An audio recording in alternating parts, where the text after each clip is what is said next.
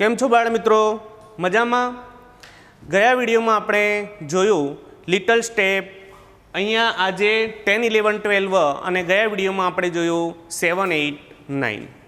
હવે આપણે 7, 8, 9ની અંદર જોયું હતું કે ડ્રીમિંગ સ્ક્વિરલ અને એક સરસ મજાની રાઇમ જોઈ હતી. આજે પણ એ જ રીતે એક લિટલ સ્ટેપ 10, 11, 12 છે. એમાં પણ પહેલી એક સરસ મજાની રાઇમ છે. રાઇમ એટલે ટૂંકી કવિતા, શોર્ટ પોએમ જેને આપણે કહીએ છીએ. હવે અહીંયા જે રાઇમ છે એ રાઇમનું નામ છે કે snap and tap and clap. Snap and tap and clap. Snap snap એટલે ચપટી વગાડવી. ટેપ ટેપના મિનિંગ અલગ અલગ છે. ટેપ એટલે નળ પણ થાય, ટેપ એટલે ટપલી મારવી પણ થાય, અને ટેપ એટલે અહીંયા જે આપણે પોએમની અંદર જે જોવાનું છે, કવિતામાં જે જોવાનું છે એ ટેપ એટલે ધીમેથી પગને પછાડવા, અને ક્લેપ ક્લેપ એટલે તાળી પાડવી. તો બાળ મિત્રો, તમારે કાવ્યનું ગાન સાંભળવું છે, તો ચાલો આપણે કાવ્યનું ગાન સાંભળીએ. છે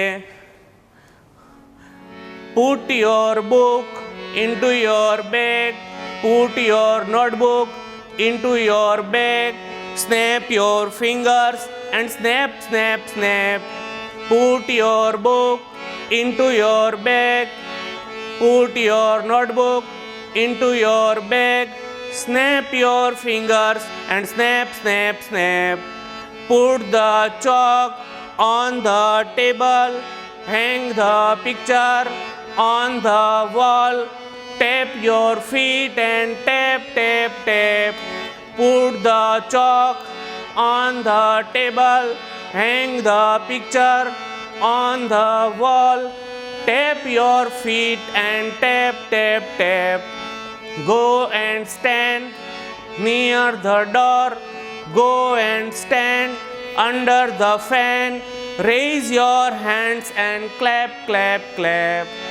Go and stand near the door, go and stand under the fan, raise your hands and clap, clap, clap. કાવ્યનું ગાન સાંભળવાની મજા આવી હશે. હવે આ કાવ્યને આપણે સમજીએ તો કે છે કે પુટ એટલે મૂકવું. કોઈ પણ વસ્તુ મૂકો છો, પુટ મૂકવું કહેવાનો મતલબ છે રાખવું. Put your book into your bag. Put your book, put એટલે મૂકવું છે, બુક એટલે પુસ્તક, ચોપડી, ઇન્ટુ યોર બેગ કે છે કે તમારી બેગમાં, તમારી દફતરમાં, થેલામાં કે છે કે તમારું પુસ્તક મૂકો. પુટ યોર નોટબુક, નોટબુક એટલે આપણે કહીએ છીએ કે જે ચોપડો છે જેની અંદર આપણે લખીએ છીએ તે ચોપડો તમારી દફતરમાં અથવા તમારી બેગમાં, તમારા થેલામાં મૂકો. Snap your fingers and snap, snap, snap. Snap your fingers. Fingers આપણી જે આંગળીઓ છે એ આંગળીઓ વડે શું કહે છે કે snap your fingers and snap, snap, snap. તમારી આંગળીઓ વડે કે છે કે ચપટી વગાડવાની છે. અહીંયા કે છે કે ચપટી, ચપટી, ચપટી. Put the chalk on the table.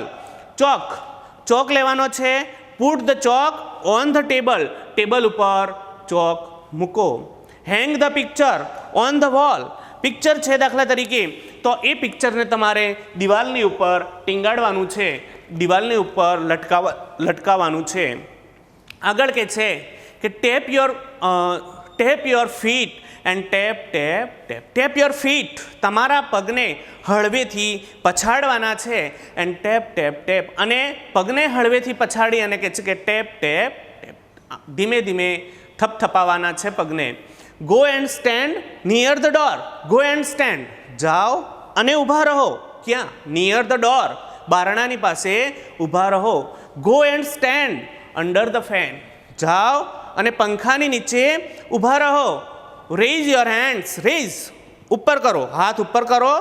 And clap, clap, clap, અને તાળી, તાળી, તાળી. હાથ ઉપર કરવાના છે અને તાળી પાડવાની છે. તો બાળ મિત્રો, આ જે શોર્ટ પોએમ છે, રાઇમ છે, એ રાઇમને તમે ગાજો, સમજજો અને તૈયાર પણ કરજો. એના પછીની તમારી એક્ટિવિટી નંબર 2 છે. એક્ટિવિટી નંબર 2 છે એક સ્ટોરી છે, એક વાર્તા છે, ધ સ્કાય ઇઝ ફોલિંગ. વાર્તાનું નામ છે ધ સ્કાય ઇઝ ફોલિંગ. આકાશ પડી રહ્યું છે. ધ સ્કાય ઇઝ ફોલિંગ, આકાશ પડી રહ્યું છે. શું આકાશ પડે છે? ના. પણ કે છે કે અહીંયા એક સ્ટોરી છે, તમે આવી જ તમારા દાદા દાદીએ કે મમ્મી પપ્પાએ તમને આવી જ એક વાર્તા સંભળાવી હશે. એ વાર્તામાં એવી એક વાર્તા ગુજરાતીમાં તમે સાંભળી હોય તો હું તમને વાર્તા જણાવું છું. વાર્તા એવી છે કે એક સસલું હોય છે અને એ સસલું કે છે કે એકલું ફરવા નીકળ્યું છે. ફરતા ફરતા એક ચણી ઝાડના ચણી બોરડી જે છે એ ચણી બોરડીની નીચે આવી જાય છે. સસલાની ઉપર ચણી બોર પડે છે. સસલું ત્યાંથી ભાગે છે અને કહે છે કે ભાગો રે ભાઈ ભાગો, આકાશ પડે છે. ધીમે ધીમે ભાગતા ભાગતા સસલાને અલગ અલગ પ્રાણીઓ મળે છે. એ બધા જ પ્રાણીઓ જેમને ખબર નથી કે હકીકતમાં આકાશ પડી રહ્યું છે એવી ખબર છે નહીં, અને બધા જ પ્રાણીઓ તેની સાથે દોડે છે. છેલ્લે અંતે એમને સિંહ મળે છે. એ તો જંગલનો રાજા છે. સિંહ કહે છે કે તારું આકાશ ક્યાં છે, મને બતાવ. જઈને બતાવે છે તો ત્યાં આકાશ હોતું નથી, પણ ત્યાં શું હોય છે? ચણી બોર છે.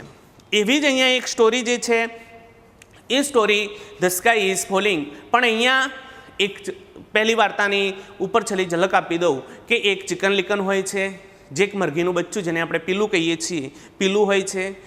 આ પીલું જે એક વૃક્ષની નીચે કૂદાકૂદ કરતું હોય છે, એવામાં વૃક્ષની ઉપરથી એક પાંદડું પડે છે સૂકું, અને એ પાંદડો એના ઉપર પડે છે એટલે એ ત્યાંથી દોડે છે. દોડતા દોડતા એને વચ્ચે હેની પેની મળે છે, કૂકી લૂકી મળે છે, ડકી લકી મળે છે, ગુસી પૂસી મળે છે, અને આગળ વધતા વધતા લાસ્ટમાં એને પણ સિંહ મળે છે. અંતે સિંહ એને કહે છે તારું આકાશ ક્યાં છે? ત્યારે એ હકીકતમાં ત્યાં આકાશ હોતું નથી, પણ વૃક્ષની નીચે ઘણા બધા પાંદડાઓ હોય છે, અને એ ત્યાં આગળ બધા એની ઉપર એ પણ હસવા લાગે છે. તો જોઈએ અહીંયા જે સ્ટોરી છે એ સ્ટોરી, આ સ્ટોરીમાં બધા જ પક્ષીઓ, કહેવાનો મતલબ છે બધા પ્રાણીઓની સ્ટોરી છે, વાર્તા છે. જોઈએ વાર્તા. તમે તમારું ધ્યાન તમારા પુસ્તક લઈને બેસશો અને પુસ્તકમાં આપશો. અહીંયા કે છે કે once there was a dear little chicken called Chicken Licken. Once એટલે કે એક વખત, there was a dear little chicken, એક નાનકડું કે છે કે વહાલું મરઘીનું બચ્ચું હતું, કોલ્ડ ચિકન લિકન.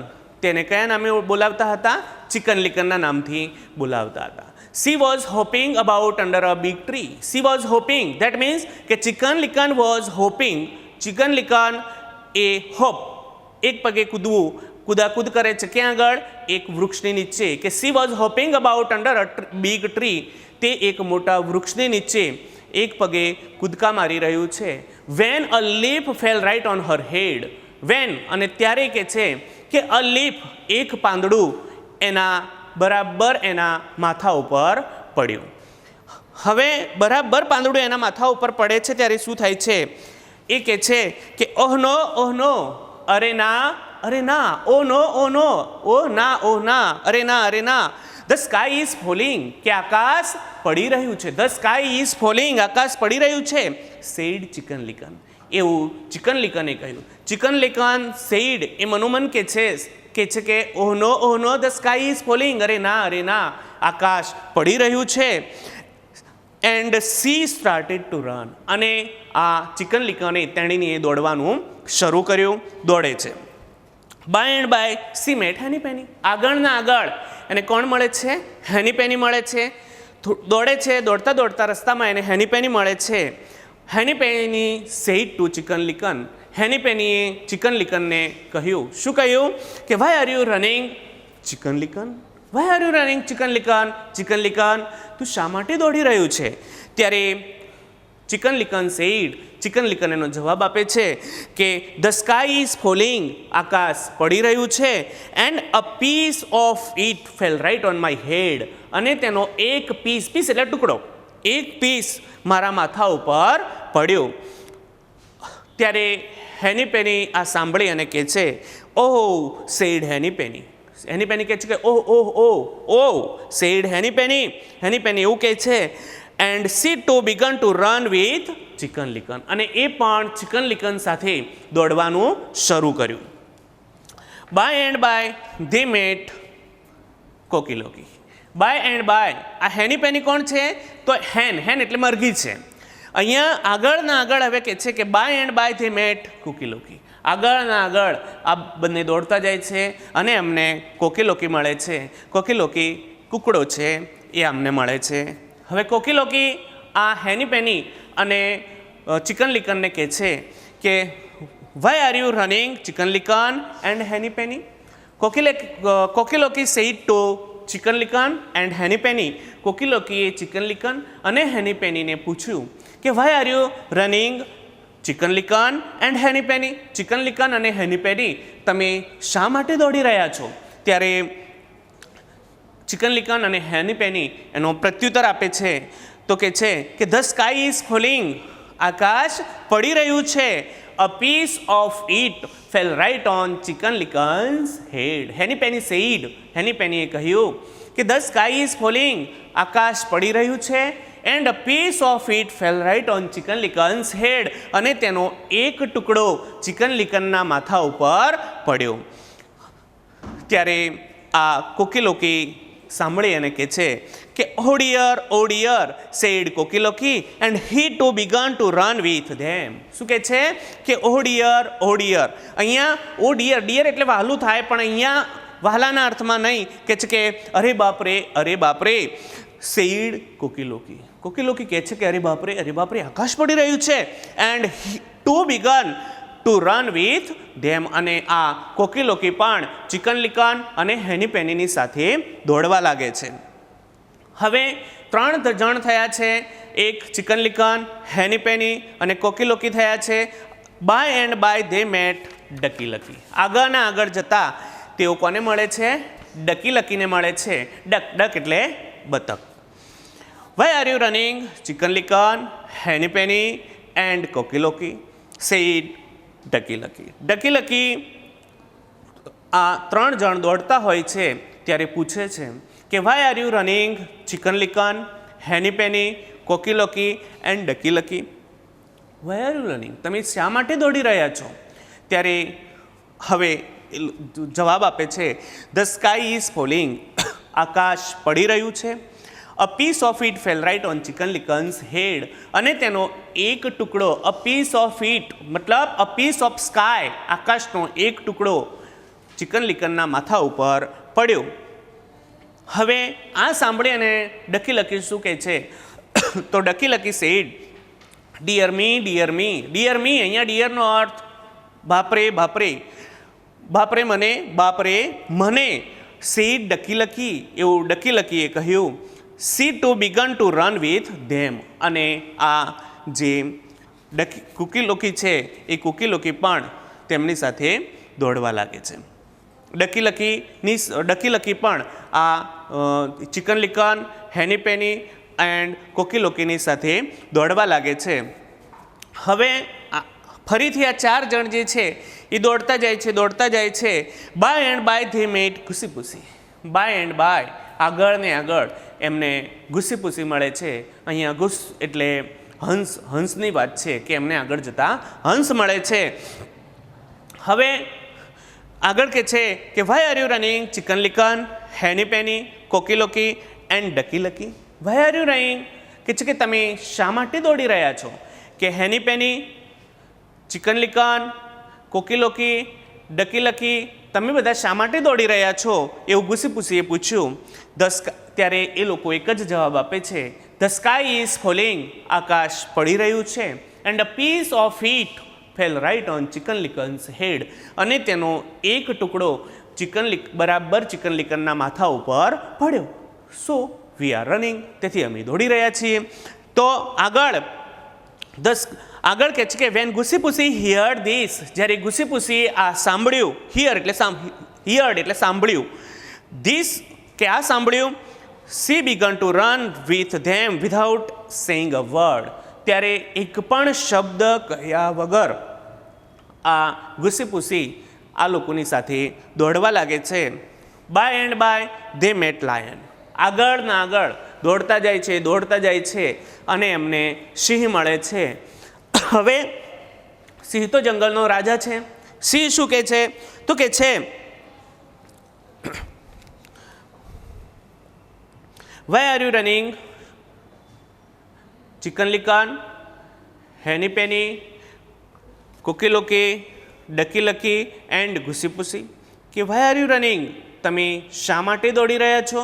કે Chicken Licken, Henny Penny, Ducky Lucky, Cocky Locky and Goosey Poosey, તમે બધા શા માટે દોડી રહ્યા છો? ત્યારે જવાબ આપે છે ધ સ્કાય ઇઝ ફોલિંગ, આકાશ પડી રહ્યું છે.